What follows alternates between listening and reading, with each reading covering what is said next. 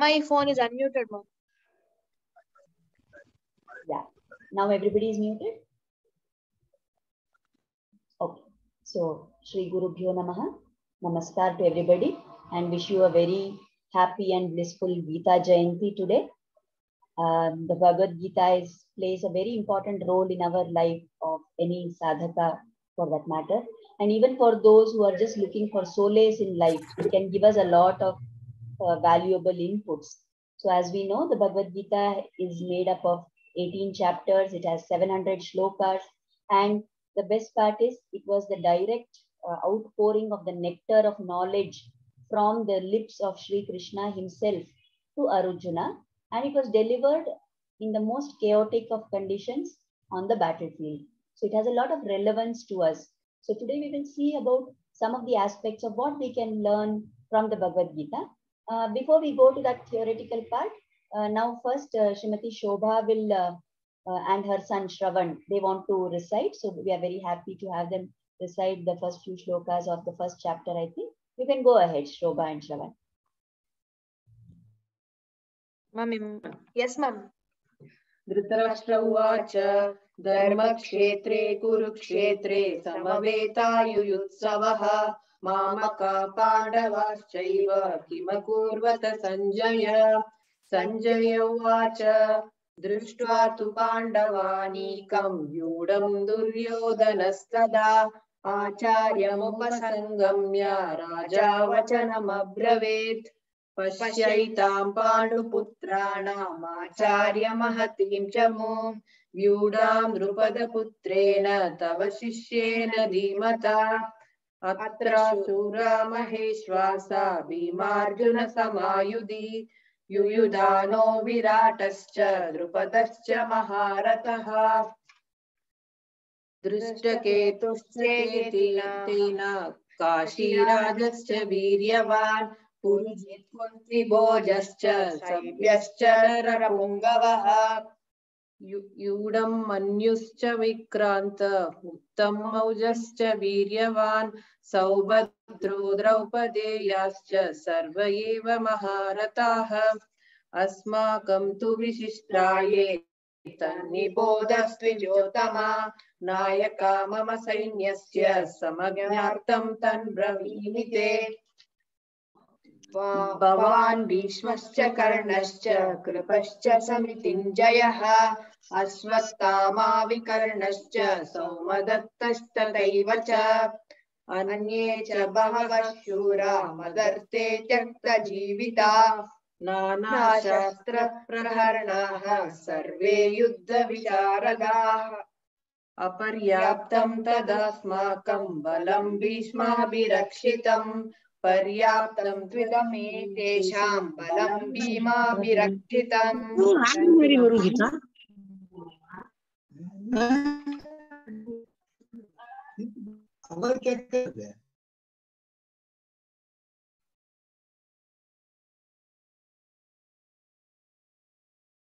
Okay.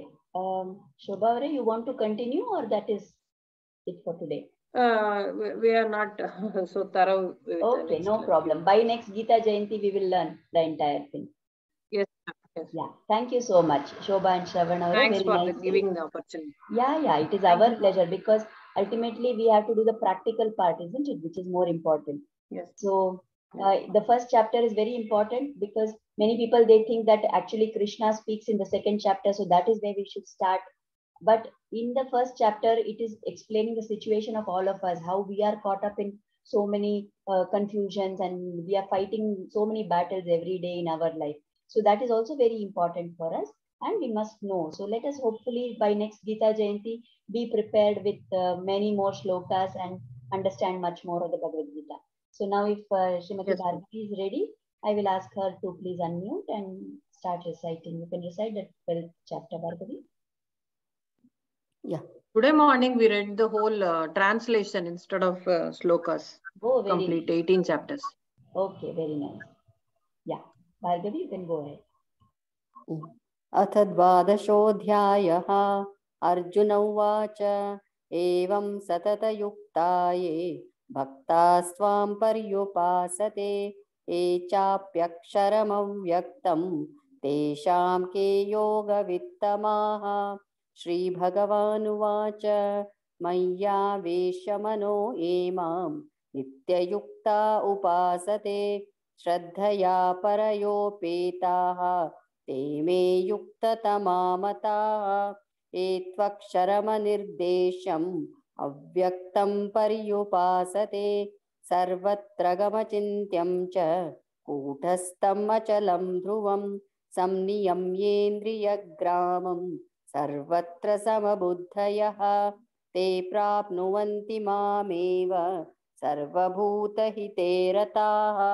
क्लेशोऽधिकतरस्तेषाम् अव्यक्तासक्तचेतसाम् अव्यक्ता हि गतिर्दुःखं देहवद्भिरवाप्यते।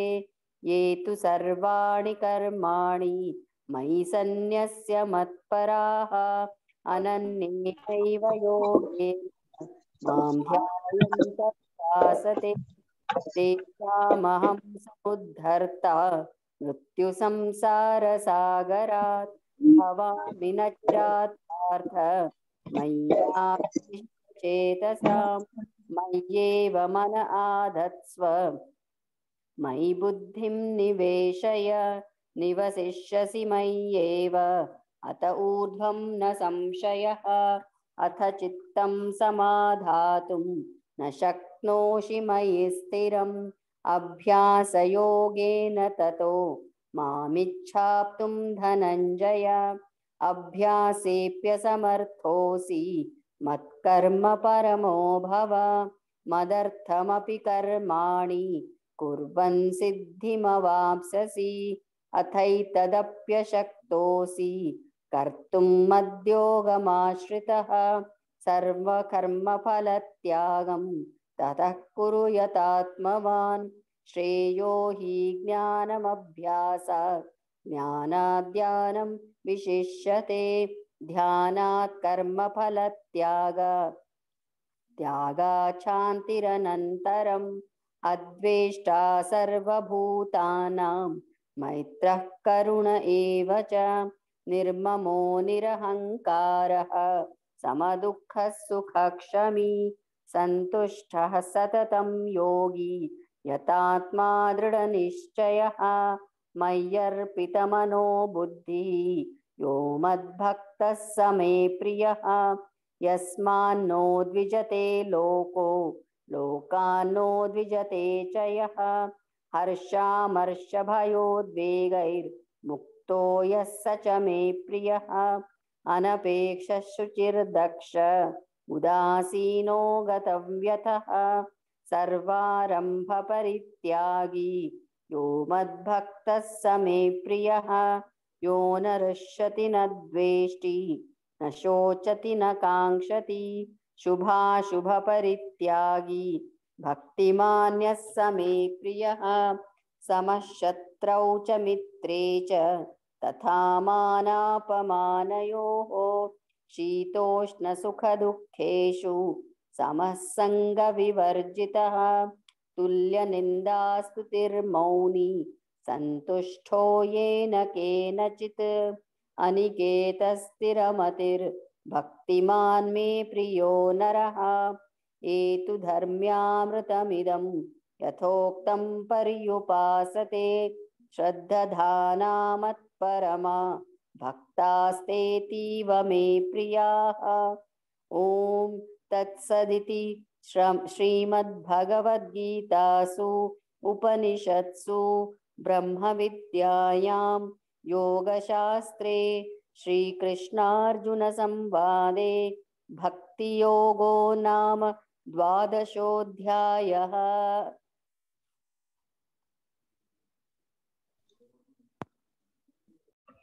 Dhanyawad Bhargavi. Thank you so much for chanting the 12th chapter of Bhakti Yoga.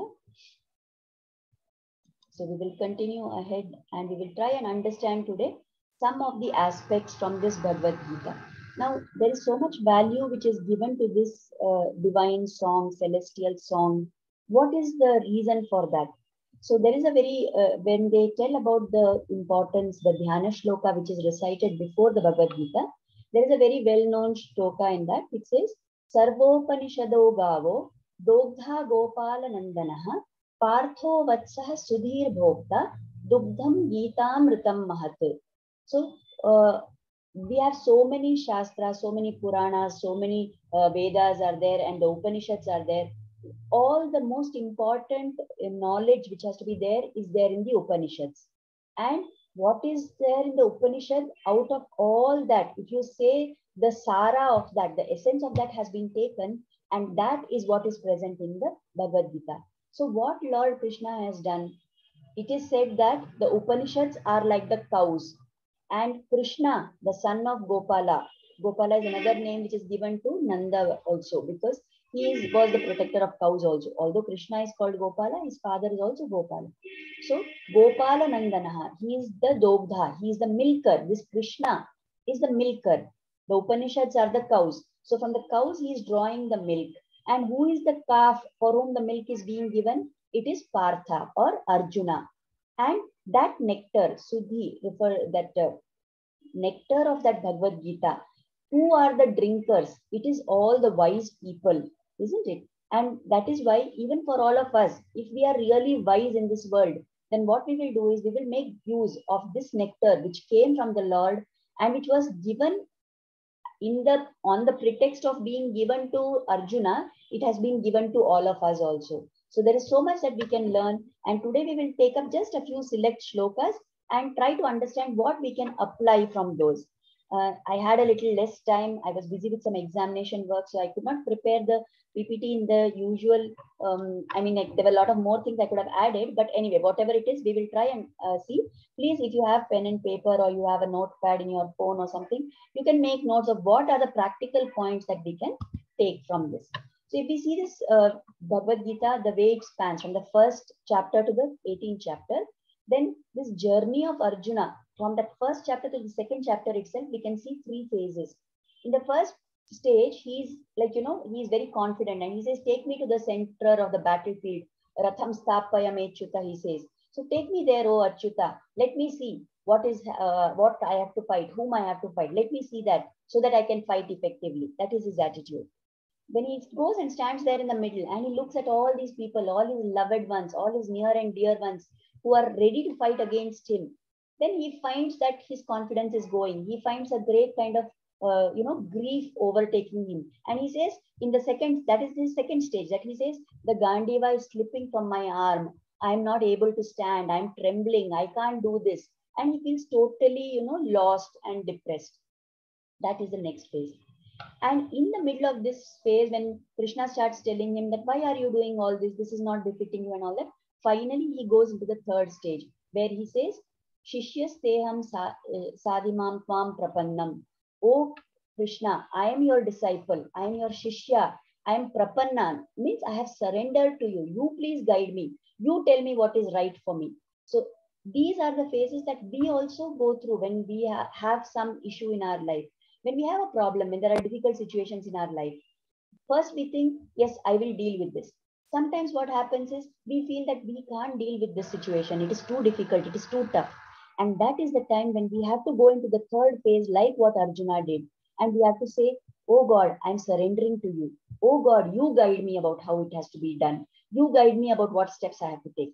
Unless that attitude of surrender comes, Krishna did not start telling the Bhagavad Gita to Arjuna until the time that Arjuna surrendered and said, yes, you guide me. I have nothing of my own. So we have to go into that phase. We have to remember that state of mind. What happens is we get carried away. We have problems, we try to solve it, and then we get depressed and we just flow in that same vicious cycle. But the way to get out of that cycle and to find a solution in the real sense is to understand that God is there for me. I have to surrender myself to him and he will guide me. So this is the lesson we can learn. When we have a problem, surrender to God and ask him for guidance about what I should be doing, how I should proceed. And he will definitely guide. Either he will guide you from within by giving you a conviction, or he will send somebody and they will tell you the advice that you are looking for. So this is one thing we can learn. In the second chapter, in the 40th verse, right, it says, Neha Bhikrama Nashosti Pratyavayo na Vidyate Swalpamapyasya Dharmasya Trayate Mahato Bhayat. whatever we do in the, I will explain the meaning of it. In this worldly life, there are so many things we do. We take so much education, we take up so many jobs, and we want to proceed. We want to study more and more. We want to get higher and higher in our career. We want a promotion. We want to earn more and more money. We want to have good relations with family. All this is fine. It is good. It is a part of our process. But whatever you achieve, you may reach the pinnacle of success in your worldly life. But the minute your life goes away, when your soul departs from the body, none of that gets carried ahead, isn't it? So we are putting so much effort for all this, which is going to get left behind. And at the same time, what is it that will get carried ahead? Whatever spiritual practice we do, whatever good qualities we give to ourselves, whatever punya we create by doing good to others, all this is what will go with us ahead. So we are spending so much time and effort on material achievements, which we are going to leave behind here. But the sadhana that we do, the adhyatmic progress that we achieve, whatever, it may be one small thing, even a tiny little thing, there is never any loss. That is what the shloka tells. In this path, there is no loss. Whatever you do here, today I have done so much and I am having a particular kind of samskar. In my next janma, wherever I am born, I will be put in a situation where I can continue from this level. I don't have to go and start learning again. In worldly life, I study up to PhD. But then in the next life, I have to again start learning from alphabets. Nobody can remember what they learned in their PhD, isn't it? So, but in our spiritual practice, whatever we have done, that will go with our Atma. And it will give us a condition which is conducive to do more spiritual progress in the next Janma. So we take that with us. So considering all this, it is time for us to think and to introspect. What should we be spending more time and effort on? I'm not saying that we should give up all this worldly life. That is not possible for us. We are in this life. We have to do all our actions as our karma. We have to do the actions and we have to learn to offer them to God and do them in a good way. But along with that, we must try. How much time am I giving for things which are really important in my life? How much time am I giving for my sadhana? We must think about that because that is what is going to go ahead with us. Okay. Then the next point. In the 62nd shloka of the same second chapter, it says, these two, we have seen shlokas before also. Lot of times we get carried away. We find something happens that upsets us or something we like and we develop a desire for that. And from there, it's only a downfall. So this is a very common thing that happens to most of us. So dhyayato vishayan pumsaha sangasteshu upajayate sangat sanjayate kamaha kamat krodho vijayate. क्रोधात् भवति सम्मोहः सम्मोहात् स्मृतिविभ्रमः स्मृतिभ्रंशात् बुद्धिनाशः बुद्धिनाशात् प्रणश्यति. So when we want something, we are thinking about some sense object, some pleasure, we develop an attachment for it. From that attachment, when that attachment becomes too much, it turns into lust. And that lust, if it is not fulfilled, if that desire cannot be fulfilled, it leads to anger. Okay, this is not only for physical pleasure, it is in every aspect. I want people to respect me. When they don't respect me, then it turns into anger. I want to have a lot of items with me. When I don't have the means to get it, then it turns into anger. So like this, we go to the stage of anger. Once we get angry, we have all experienced what happens to us. Our buddhi is completely become blank, right? Buddhi no longer functions. So when that buddhi is lost, when the intelligence is lost, then we completely, it is a path to sarvanash. It is the path to destruction. We will not be able to do anything productive if we fall into this vicious cycle. So when this is our condition, what is the way then that we have, right, to come out of this cycle? What is the path that God has shown us? In the 60, I'm sorry, I have put the wrong number for this verse, but whatever it is, this verse is very important because it shows us the path to get out of this vicious cycle. Janma karma chame divyam evam yo vetti tatvataha tyatva devam deham punarjanmam naiti mameti sorjuna. So what Krishna is telling, that my divya janma, whoever knows the secret of this, whoever contemplates on my life, on my activities, when that person reaches the end of his life, then he will not get caught up again in this cycle of birth and death. So what is the secret here? What is the way to come out of this vicious cycle? And it is not only about not taking janma again. In our life. Every day we are dying a death, isn't it? Whenever something bad happens and we fall into that pit of depression or confusion, it is like one tiny death. So how not to fall into that? By engaging our mind always in listening to Krishna Katha, by engaging our mind in thinking about the activities of God. That is why it is so important to be in satsang, to listen to Bhagavatam, to listen to somebody telling about Ramayana. Listen to all these things where we will learn about all the divine activities of the Lord and running out, and that is what will help us to overcome this vicious cycle. So sing as much as possible his glories, chant his names, listen to Katha, and talk among each other about his glories. This is what we should be spending our time on. Because the previous thing, it will pull us down. But the way to get out of that is to contemplate always on the Lord and to do as much chanting as possible. And what else we can do? Lord has said, you have to offer whatever it is that I am going to eat, offer it to the Lord. Now, obviously, it should be something which is offerable. If I don't have anything else, with devotion, with complete love and bhakti, offer a leaf. It may be tulsi leaf, it may be any leaf. Offer a flower, offer a fruit, offer a small glass of water, and that the Lord will accept. It is not what you are offering which is important, but the bhava with which you are offering. So every single time, every day, make it a practice to offer something to the Lord.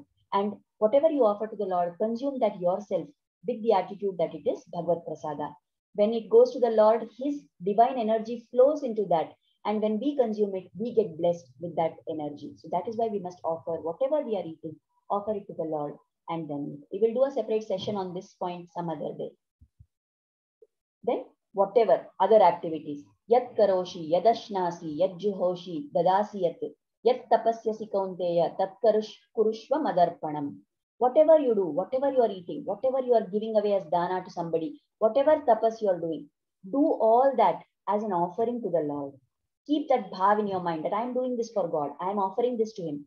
If we don't have this bhav, what will happen? We will always have this attitude that I am the doer. And that will lead to that feeling of, ego and self-importance, which is a strict, prohibited thing on the spiritual path.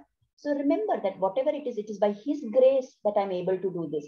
If I'm able to sit in this satsang and listen, if I'm able to sit in this satsang and talk, it is only his grace that is allowing me to do it.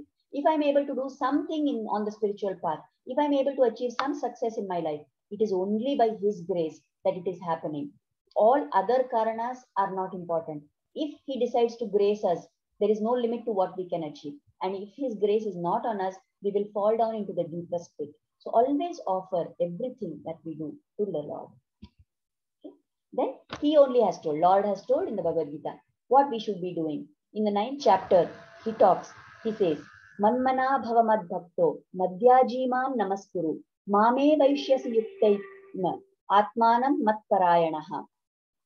Always engage your mind in thinking about me, and you become my devotee. You offer obeisance to me, do namaskar to me, and worship me.